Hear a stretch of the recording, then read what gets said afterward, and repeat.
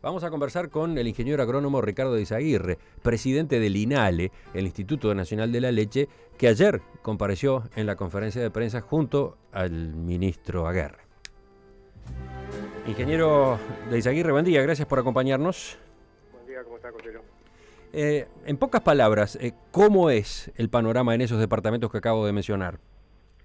Es una zona del país celeste de suelos más secos, con areniscas, como también suelos profundos existen, pero sin duda esa zona del país estaba sufriendo de un déficit hídrico importante que se venía acarreando por un mapeo que realiza el INUMET, inicia también el INIA, el seguimiento, durante ya desde el comienzo de año, y que no había tenido interrupciones, poco más allá de algunas lluvias de poca entidad que hacían que la situación de esa zona era importante, ya sea en agricultura, que ya se terminó lo que era soja, en lo que es ganadería, que es una zona muy fuerte de cría de ganado, y en los establecimientos lecheros, ¿verdad?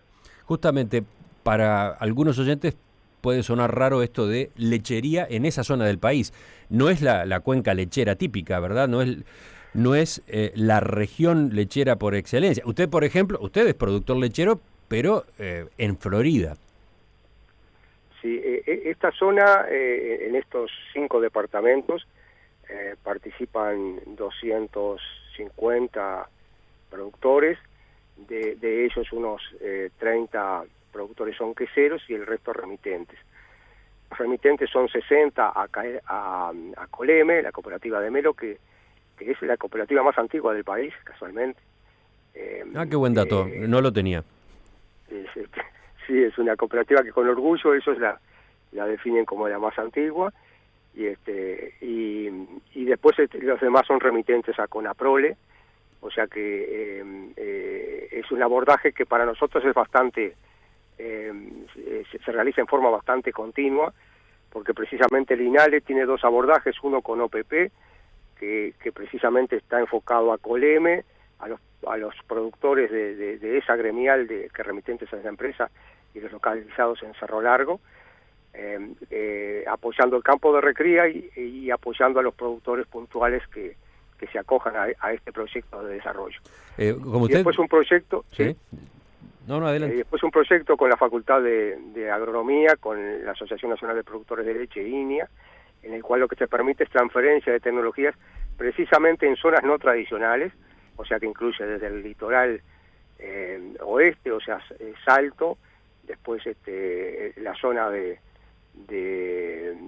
norte del país, Tacuarembó, Rivera, esta zona de Cerro Largo 33, Maldonado, o sea que abordando por qué no se produce en esas zonas donde sin duda hay riquezas de suelos y quizás lo que no existe una tradición de producción de leche, ¿no?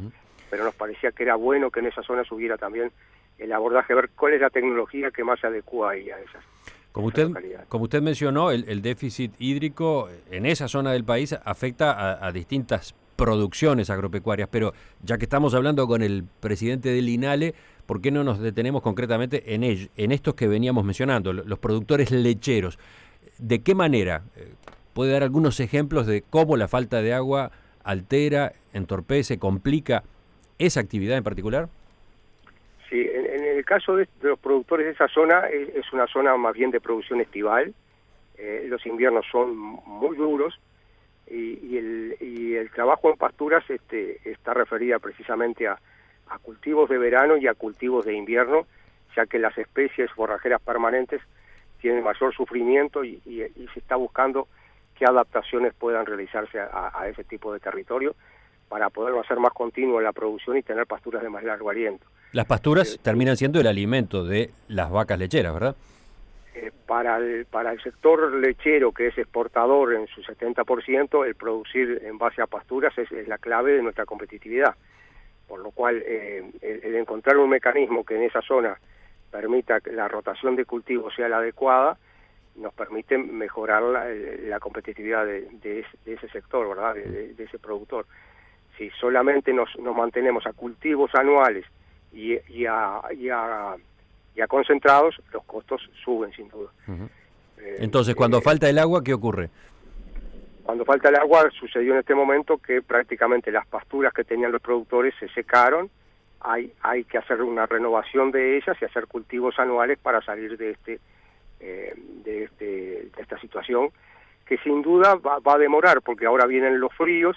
Yo no voy a decir que es el peor escenario del otoño, una seca de otoño, pero sí, porque la mayor producción de pasto está en primavera, la cantidad de materia seca que producen los predios está en primavera, verano. Pero sí que pega muy fuerte porque la época de siembra es la época en que se plantan las avenas, los cultivos para invierno, y seguramente con las lluvias que ahora están viniendo, con menos intensidad, pero se está moviendo, van a tener su resultado ya pasado el invierno seguramente. O sea que vamos a tener estos 3 meses que es en los cuales se decreta la emergencia agropecuaria. Sin duda se consideran meses en los cuales la pastura no va a tener un crecimiento adecuado, ¿no? Entonces, ¿cuáles son las medidas, qué tipo de apoyo van a recibir los productores de esa zona? Los productores lecheros en particular. Los productores lecheros, los queseros van a mantener las mismas características que el productor de carne.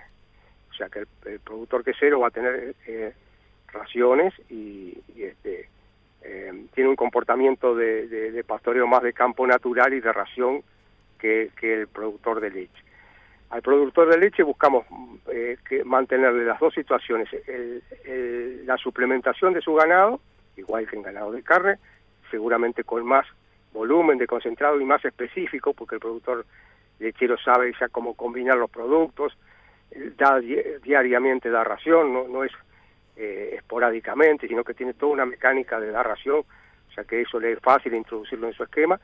Y por otro lado mantenerle el esquema forrajero, o sea que hay un préstamo indicado precisamente para mantener los cultivos, o sea para reimplantar o realizar cultivos invernales. O sea, a ver, si entiendo bien, estamos hablando de dos instrumentos. Por un lado se le entrega ración y por otro lado se le financia los cultivos forrajeros. Exacto.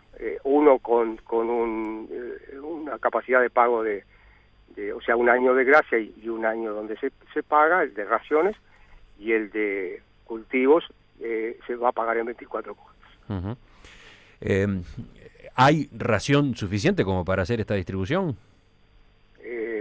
Sí, este es un momento en el cual, por suerte, Argentina y el país también tiene volúmenes de raciones importantes, no obstante lo cual hubo las previsiones suficientes de contacto en el caso de los lecheros por el lado de Prolesa, y también en el caso de ganadería tener algunos actores que actúen precisamente como para no inflacionar el precio de granos en este momento, que sería un mal mensaje que enviaríamos el aumentar los costos de los concentrados.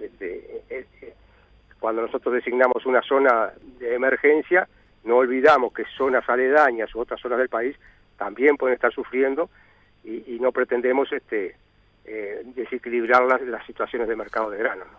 Ingeniero de Izaguirre, estas medidas que estamos hablando van acompañadas de capacitación técnica de manejo. ¿Cómo es esto?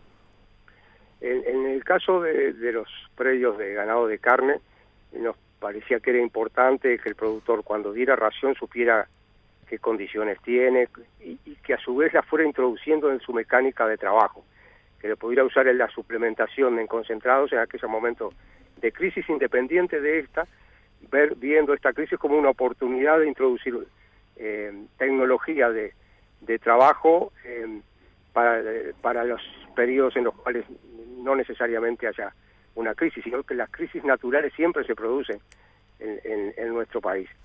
Eso significa que yo de pronto no quiero que las vacas me pierdan kilos y mantener su estatus corporal para una buena aparición, y yo pueda usar el concentrado, que yo pueda hacer un detete precoz y de concentrado en ese caso, que las vaquillonas que quiero entorar pueda usar ese concentrado estratégicamente en el momento, para lo cual habrá que tener comederos, para lo cual hay que tener una logística, y además introducir en el caso de ganado de carne el diagnóstico de preñez. que eso nos pareció bien importante para saber el productor cuándo, a qué animal, al gestado es el que le va a dar ese alimento y le va a permitir medidas de manejo adecuadas y que desarrollen la tecnología en esos predios. Es precisamente que se busca que esto sea, además de un apoyo en la crisis, sea un apoyo de tecnológico que introduzca tecnología en esos predios de cría ganadera, ¿no? ¿Y qué productores son los que pueden recibir este tipo de asistencia a partir de la declaración de emergencia agropecuaria? Son destinatarios aquellos productores familiares, o sea, aquel productor que tiene menos de 500 hectáreas y para lechería reúne otras condiciones de estar el dueño del establecimiento a no más de 50 kilómetros, la relación entre mano de obra familiar y asalariada, que lo cumplen todos estos, en el caso de lechería, estos productores, estos 200 productores. Hay algunos que están fuera del sistema, que pertenecen a otras empresas de mayor volumen, y por otro lado que hayan estado al día con sus cuentas cuando el apoyo que se realizó en el 2008, en el 2010, que fue que se hubiese pagado, y si no, que comience un sistema de pagos de esas deudas que contraías en ese momento. ¿Cómo se financia todo este paquete de medidas para estos departamentos? Parte del apoyo, bueno, omité decir que también va a haber un apoyo financiero, en este caso, para aquellos productores hasta 1.250 hectáreas, que no incluye todo este paquete del que estamos hablando, pero sí un apoyo financiero por el lado del Banco República. ¿Cómo es eso? ¿Cómo es esto último? Para productores ganaderos también hay un apoyo para hacer un escalón, ¿verdad?, a aquellos productores de menos de 1.250 hectáreas, o sea, entre 500 y 1.250 hectáreas, que se articule una línea de crédito por intermedio del Banco República para que también ese tipo de productores pueda tener no ya una ayuda directa del fondo de emergencia, pero sí una línea de créditos adecuada a la situación esta, ¿verdad? Usted acaba de mencionar el fondo de emergencia. Allí justamente están los recursos que se están utilizando. El fondo de emergencia va a actuar sobre los productores de menos de 500 hectáreas, los familiares, y le va a permitir el amortiguar los intereses y mantener esta situación de la que hablamos, un año sin pago de sus deudas, y después sí pagarlo ya sea en un año o en dos, en el caso de los cultivos de lechería, ¿verdad? ¿Cómo está constituido ese fondo? Es un fondo que se generó en el 2008 con una ley específica, precisamente para estos eventos que nos suceden en nuestro clima, ya sea en los distintos aspectos de las distintas producciones ganaderas, ¿verdad?, y agrícolas. Uh-huh. ¿Es un fondo que da y sobra para esta situación en la que estamos? Se administra, ¿verdad?, porque no nos olvidemos que esto puede suceder en otros momentos, pero lo que sí podemos decir, y por eso ponemos hincapié, que las situaciones más importantes y lo que buscamos dar como mensaje es que si bien la ayuda es importante, lo más importante es la situación financiera del productor. O sea, el conseguir un dinero sin ninguna garantía, simplemente a sola firma, y el sacarlo del momento, incluso consiguiendo las raciones y hacer toda esa mecánica necesaria para conseguirlo, es lo suficientemente importante como para que el productor después lo vuelque y pague ese apoyo que hubo y lo pueda reformular, cosa que cuando sea necesario puedan otros productores acogerse al mismo. Uh-huh. ¿Ustedes prevén que sea necesario implementar más medidas que abarquen a otros productores, a otras zonas del país? Por ahora se observa que se ha normalizado. Teníamos problemas en la zona norte del país, Artigas, Tacuarembó, y las lluvias del fin de semana fueron muy muy buenas. El litoral oeste, el litoral del río Uruguay ha llovido muy bien. O sea que por esa zona no estamos viendo. O sea, hay algunas zonas en el centro con alguna dificultad, pero tenemos esperanza de que esto se vaya siendo superado, ¿verdad? Ingeniero agrónomo Ricardo de Izaguirre, presidente del INALE, Instituto Nacional de la Leche, le agradezco que nos haya acompañado esta mañana en Perspectiva. No, gracias a ustedes. Muchos saludos.